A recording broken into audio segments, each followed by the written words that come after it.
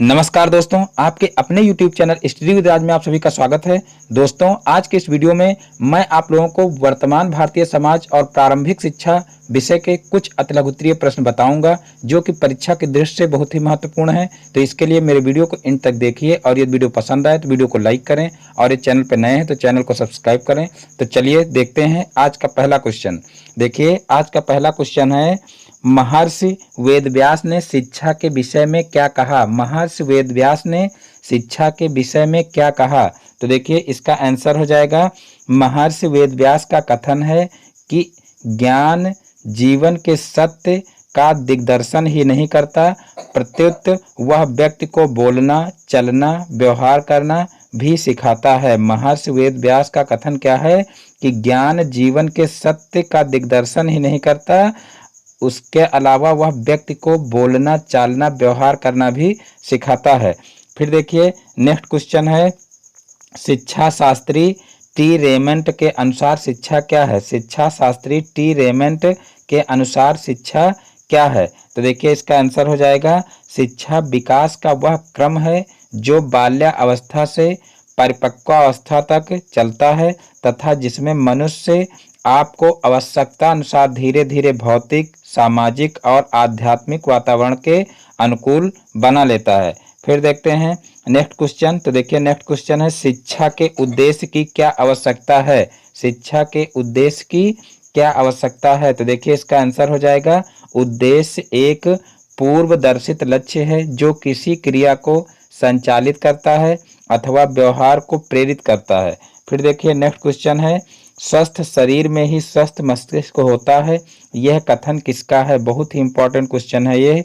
स्वस्थ शरीर में ही स्वस्थ मस्तिष्क होता है, यह कथन किसका है? तो देखिए, यह कथन है अरस्तू का। फिर देखिए, नेक्स्ट क्वेश्चन है, ज्ञान ही स्वर्ग तक की उड़ान में पंखों का आधार है, यह कथन किसका है? ज्ञान ही स्वर्ग तक की उड़ान में पंखों का आधार है, यह कथन किसका है? तो देखिए, यह कथन है शेक्सपियर का। ये भी इंपॉर्टेंट क्वेश्चन है, तो आप लोग इसको भी क्लियर कर लेना। फिर देखिए, नेक्स्ट क्वेश्चन है, शरीर, मस्तिष्क और आत्मा, इन तीनों का उचित और सामंजस्यपूर्ण मिश्रण पूर्ण मनुष्य के निर्माण के लिए आवश्यक है और शिक्षा की सच्ची व्यवस्था का आधार है, यह किसने कहा? तो देखिए, इसका उत्तर हो जाएगा, महात्मा गांधी जी ने ये कहा था। फिर देखिए, नेक्स्ट क्वेश्चन है, शिक्षा के वैयक्तिक उद्देश्य का संकुचित अर्थ क्या है? शिक्षा के वैयक्तिक उद्देश्य का संकुचित अर्थ क्या है? तो देखिए, इसका उत्तर हो जाएगा, आत्म अभिव्यक्ति अथवा बालक की शक्तियों का सर्वांगीण विकास। फिर देखिए, नेक्स्ट क्वेश्चन है, अनौपचारिक शिक्षा क्या है? अनौपचारिक शिक्षा क्या है? तो देखिए, इसका उत्तर हो जाएगा, अनौपचारिक शिक्षा बिना प्रयास, आडंबरहीन, अव्यवस्थित, आकस्मिक, सर्वत्र, सभी दशा, परिस्थिति, अवस्था एवं सभी व्यक्तियों द्वारा दी जाती है।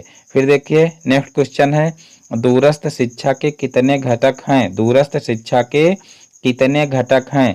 तो देखिए, इसका उत्तर हो जाएगा, मुक्त शिक्षा, मुक्त अधिगम, पत्राचार शिक्षा, ये है दूरस्थ शिक्षा के घटक। फिर देखिए, नेक्स्ट क्वेश्चन है, पत्राचार शिक्षा का माध्यम क्या है? पत्राचार शिक्षा का माध्यम क्या है? तो देखिए, इसका उत्तर हो जाएगा, पत्राचार शिक्षा का माध्यम मुद्रित शिक्षा प्रणाली है जो डाक के माध्यम से विद्यार्थियों को प्रेषित की जाती है। फिर देखिए, नेक्स्ट क्वेश्चन है, वैदिक कालीन शिक्षा से क्या तात्पर्य है? वैदिक कालीन शिक्षा से क्या तात्पर्य है?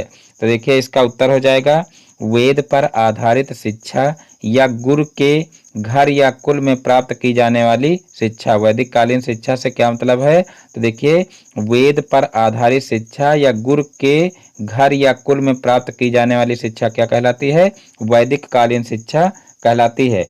तो देखिए, नेक्स्ट क्वेश्चन है, वेद कितने प्रकार के होते हैं? वेद कितने प्रकार के होते हैं? तो देखिए, वेद 4 प्रकार के होते हैं। कौन कौन से? ऋग्वेद, यजुर्वेद, सामवेद और अथर्ववेद। फिर देखिए, नेक्स्ट क्वेश्चन है, सा विद्या या विमुक्तये का क्या अर्थ है? सा विद्या या विमुक्तये का क्या अर्थ है? तो देखिए, ऐसा ज्ञान जो उसे जीवन संसार के मोह से मुक्ति प्राप्त करने में समर्थ बना सके, ये है इसका अर्थ। सा विद्या या विमुक्तये का क्या अर्थ है? ऐसा ज्ञान जो उसे जीवन संसार के मोह से मुक्ति प्राप्त करने में समर्थ बना सके। फिर देखते हैं नेक्स्ट क्वेश्चन, प्राचीन भारतीय शिक्षा प्रणाली को गुरुकुल शिक्षा क्यों कहा जाता है? प्राचीन भारतीय शिक्षा प्रणाली को गुरुकुल शिक्षा क्यों कहा जाता है? तो देखिए इसका आंसर हो जाएगा, यह शिक्षा गुरु घर या कुल में प्राप्त होती थी, इस कारण इसे गुरुकुल शिक्षा कहते हैं। गुरुकुल शिक्षा क्यों कहते हैं? क्योंकि यह शिक्षा गुरु घर या कुल में प्राप्त होती थी। यह शिक्षा गुरु घर या कुल में प्राप्त होती थी, इस कारण इसे गुरुकुल शिक्षा कहते हैं। फिर देखिए नेक्स्ट क्वेश्चन है, प्राचीन काल में एक वेद के ज्ञाता को क्या कहते थे? प्राचीन काल में एक वेद के ज्ञाता को क्या कहते थे? तो देखिए इसका आंसर हो जाएगा, प्राचीन काल में एक वेद के ज्ञाता को स्नातक कहते थे। फिर देखिए नेक्स्ट क्वेश्चन क्या है? तो देखिए नेक्स्ट क्वेश्चन है, प्राचीन काल में दो वेद के ज्ञाता को क्या कहते थे? तो देखिए इसका आंसर हो जाएगा, दो वेद के ज्ञाता को वसु कहते थे। एक वेद के ज्ञाता को क्या कहते थे? स्नातक, और दो वेद के ज्ञाता को क्या कहते थे? वसु कहते थे। फिर देखिए नेक्स्ट क्वेश्चन है, प्राचीन काल में तीन वेद के ज्ञाता को क्या कहते थे? तो देखिए इसका आंसर हो जाएगा, तीन वेद के ज्ञाता को रुद्र कहते थे। फिर देखिए नेक्स्ट क्वेश्चन है, प्राचीन काल में चारों वेद के ज्ञाता को क्या कहा जाता था? तो देखिए चारों वेद के ज्ञाता को आदित्य कहा जाता था। तो इस प्रकार से चारों वेदों के ज्ञाता आप लोगों को बता दिए गए हैं। तो ये आप लोग सारे के सारे क्लियर कर लेना, यानी कि सारे आप लोग याद कर लेना, क्योंकि इम्पॉर्टेंट क्वेश्चन है ये। तो चारों वेद के ज्ञाता को क्या कहते हैं? आदित्य कहते हैं। फिर देखते हैं नेक्स्ट क्वेश्चन, वैदिक शिक्षा में 5 वर्ष की अवस्था पूर्ण करने के बाद जब गुरुकुल में प्रवेश लेता था तब कौन सा संस्कार किया जाता था? वैदिक शिक्षा में 5 वर्ष की अवस्था पूर्ण करने के बाद जब गुरुकुल में प्रवेश लेता था तब कौन सा संस्कार किया जाता था? तो देखिए यह संस्कार है चूड़ा कर्म संस्कार। तो जो है इसका आंसर क्या हो जाएगा? चूड़ा कर्म संस्कार किया जाता था। फिर देखिए नेक्स्ट क्वेश्चन है, गुरुकुल में प्रवेश के लिए भेजते समय कौन सा संस्कार कराया जाता था? गुरुकुल में प्रवेश के लिए भेजते समय कौन सा संस्कार कराया जाता था?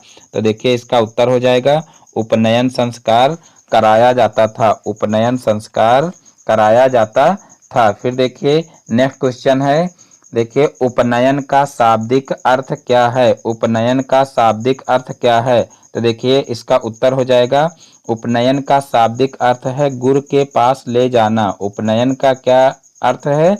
तो देखिए उपनयन का शाब्दिक अर्थ है गुरु के पास ले जाना। फिर देखिए नेक्स्ट क्वेश्चन है, वैदिक काल विद्या अध्ययन का कार्यक्रम कब प्रारंभ होता था और कब समाप्त होता था?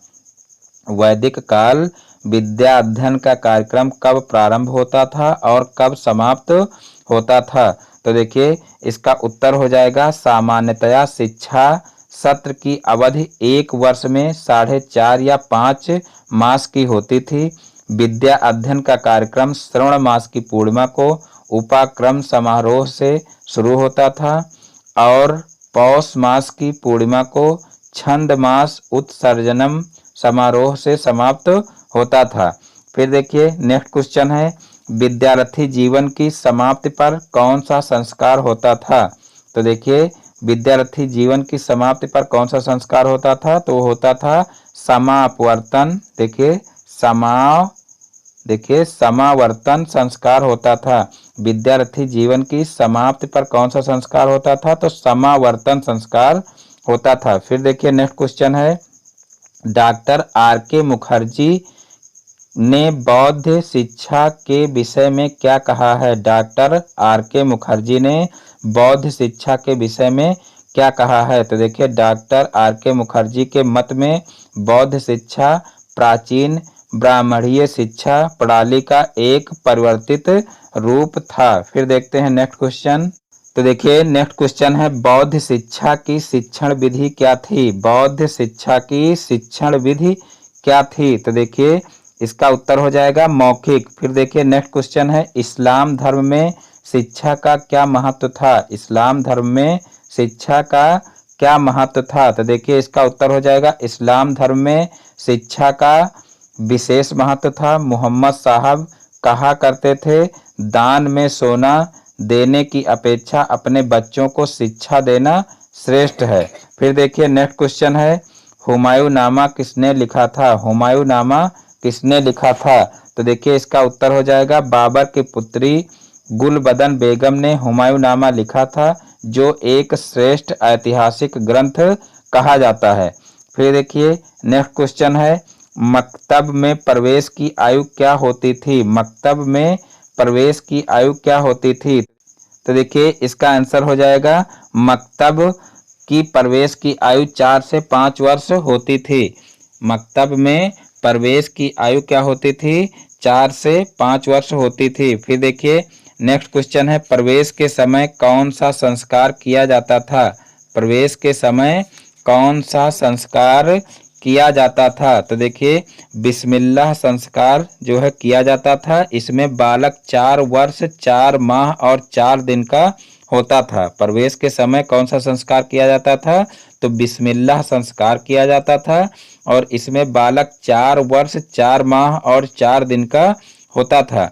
फिर देखिए नेक्स्ट क्वेश्चन है, किस शिक्षा शास्त्री ने कहा है शिक्षा मनुष्य को पाशविक प्रवृत्तियों से ऊंचा उठाने का कार्य करती है? किस शिक्षा शास्त्री ने कहा है कि शिक्षा मनुष्य को पाशविक प्रवृत्तियों से ऊंचा उठाने का कार्य करती है? तो देखिए इसका आंसर हो जाएगा, यह कथन अरस्तु ने, देखिए यह कथन अरस्तु का है।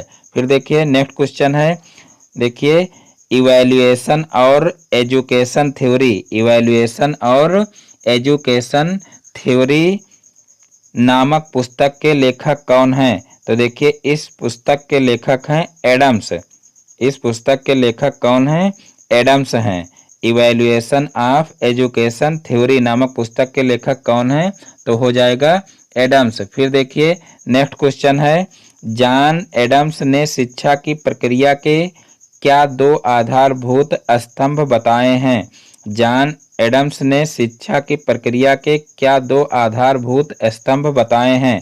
तो देखिए इसका आंसर हो जाएगा, जॉन एडम्स ने शिक्षा की प्रक्रिया के अध्यापक व छात्र 2 आधारभूत स्तंभ बताए हैं।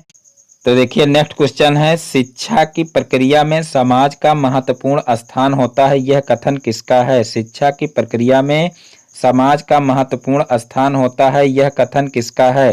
तो देखिए इसका उत्तर हो जाएगा, यह कथन जॉन डेवी का है। फिर देखते हैं नेक्स्ट क्वेश्चन, यह कथन किसका है? शिक्षा वह प्रक्रिया है जिसके द्वारा बालक की जन्मजात शक्तियां बाहर प्रकट होती हैं। शिक्षा वह प्रक्रिया है जिसके द्वारा बालक की जन्मजात शक्तियां बाहर प्रकट होती हैं, यह कथन किसका है? तो देखिए इसका उत्तर हो जाएगा, यह कथन फ्रोबेल का है। फिर देखते हैं नेक्स्ट क्वेश्चन, यह कथन किसका है कि शिक्षा आंतरिक जीवन एवं बाह्य संसार के मध्य समन्वय स्थापित करने की प्रक्रिया है? तो देखिए यह कथन है हर्बर्ट स्पेंसर का। फिर देखते हैं नेक्स्ट क्वेश्चन, यह कथन किसका है? शिक्षा व्यक्ति की शक्ति का विशेष रूप से मानसिक शक्ति का विकास करती है, जिससे कि वह परम सत्य शिव और सुंदर के चिंतन का आनंद उठा सके। शिक्षा व्यक्ति की शक्ति का विशेष रूप से मानसिक शक्ति का विकास करती है, जिससे कि वह परम सत्य शिव और सुंदर के चिंतन का आनंद उठा सके, यह कथन किसका है? तो देखिए यह कथन है अरस्तु का। तो इसका आंसर क्या हो जाएगा? यह कथन अरस्तु का है। फिर देखते हैं नेक्स्ट क्वेश्चन, फिर देखिए नेक्स्ट क्वेश्चन है, यह कथन किसका है? शिक्षा से मेरा तात्पर्य है बालक और मनुष्य के शरीर, मस्तिष्क व आत्मा का उत्कृष्ट विकास, यह कथन किसका है? शिक्षा से मेरा तात्पर्य है बालक और मनुष्य के शरीर, मस्तिष्क व आत्मा का उत्कृष्ट विकास। तो देखिए यह कथन है महात्मा गांधी का। फिर देखिए नेक्स्ट क्वेश्चन है, यह कथन किसका है? शिक्षा मनुष्य की आंतरिक शक्तियों का स्वाभाविक सर्वांगीण एवं प्रगतिशील विकास है। तो देखिए इसका उत्तर हो जाएगा, यह कथन पेस्टालॉजी का है। फिर देखते हैं नेक्स्ट क्वेश्चन, किसने शिक्षण प्रक्रिया के 3 अंग शिक्षक, शिक्षार्थी व सामाजिक वातावरण बताए हैं? बहुत ही इंपॉर्टेंट क्वेश्चन है। किसने शिक्षा प्रक्रिया के 3 अंग शिक्षक, शिक्षार्थी व सामाजिक वातावरण बताए हैं? तो इसका आंसर हो जाएगा जॉन डीवी ने बताए हैं। फिर देखिए नेक्स्ट क्वेश्चन है, मनोवैज्ञानिक विचारधारा तथा प्रकृतिवादी दार्शनिक किसे शिक्षा का केंद्र बिंदु मानते हैं? तो देखिए इसका उत्तर हो जाएगा बालक को शिक्षा का केंद्र मानते हैं। फिर देखिए नेक्स्ट क्वेश्चन है, किस शिक्षा शास्त्री ने शिक्षा को समाज की प्रक्रिया माना है? किस शिक्षा शास्त्री ने शिक्षा को समाज की प्रक्रिया माना है? तो देखिए इसका आंसर हो जाएगा डिग्वी ने शिक्षा को समाज की प्रक्रिया माना है। फिर देखते हैं नेक्स्ट क्वेश्चन, किसने कहा है शिक्षा एक द्विमुखी प्रक्रिया है? किसने कहा है शिक्षा एक द्विमुखी प्रक्रिया है? तो देखिए एडम्स ने शिक्षा एक द्विमुखी प्रक्रिया है ये माना है। तो शिक्षा एक द्विमुखी प्रक्रिया है किसने कहा है? तो ये एडम्स ने कहा है। फिर देखिए नेक्स्ट क्वेश्चन है, किसने शिक्षा को त्रिमुखी प्रक्रिया माना है? तो देखिए इसका आंसर हो जाएगा ड्यूवी ने शिक्षा को त्रिमुखी प्रक्रिया माना है। ड्यूवी ने शिक्षा को त्रिमुखी प्रक्रिया माना है। फिर देखते हैं नेक्स्ट क्वेश्चन, चुंबक के समान शिक्षा में भी 2 ध्रुवों का होना आवश्यक है, इसलिए शिक्षा भी द्विमुखी प्रक्रिया है, यह कथन किसका है? तो देखिए इसका आंसर हो जाएगा यह कथन रास का है। फिर देखिए नेक्स्ट क्वेश्चन है, शिक्षा प्रक्रिया को कितने भागों में विभाजित किया गया है?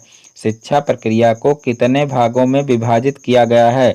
तो देखिए शिक्षा प्रक्रिया को 3 भागों में विभाजित किया गया है। शिक्षा प्रक्रिया को 3 भागों में विभाजित किया गया है। फिर देखिए नेक्स्ट क्वेश्चन है, शिक्षा का सर्वश्रेष्ठ उद्देश्य तथा कार्य मानव प्रकृति तथा चरित्र को प्रशिक्षित करता है, यह कथन किसने कहा है? तो देखिए इसका उत्तर हो जाएगा यह कथन प्लेटो ने कहा है। फिर देखिए नेक्स्ट क्वेश्चन है, यह कथन किसने कहा है? समाज विहीन व्यक्ति कोरी कल्पना है, यह कथन किसने कहा है? समाज विहीन व्यक्ति कोरी कल्पना है। तो देखिए इसका आंसर हो जाएगा यह कथन रेमंड ने कहा है। फिर देखिए नेक्स्ट क्वेश्चन है, शिक्षा हमारा जन्मसिद्ध अधिकार है, यह कथन किसका है? शिक्षा हमारा जन्मसिद्ध अधिकार है, यह कथन किसका है? तो देखिए इसका आंसर हो जाएगा यह कथन पेस्टोलॉजी का है। फिर देखिए नेक्स्ट क्वेश्चन है, पौधों का विकास कृषि के द्वारा एवं मनुष्य का विकास शिक्षा के द्वारा होता है, यह कथन किसका है? तो देखिए यह कथन किसका है?